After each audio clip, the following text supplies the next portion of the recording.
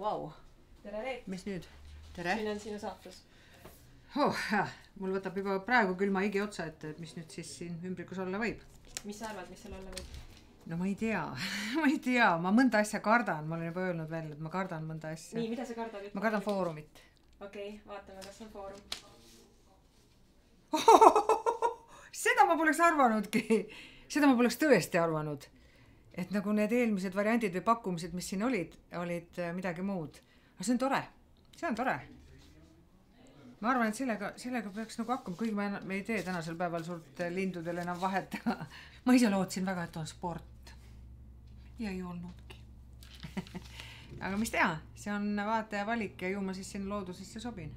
Ja mulle meeldib tegelikult loodus nii, et ma arvan, et ma saan hakkama, aga ega iial ei tea, võib-olla see suur mull lõhkeb pauguga. Vaat nii, aga aitäh, väga hea, aitäh!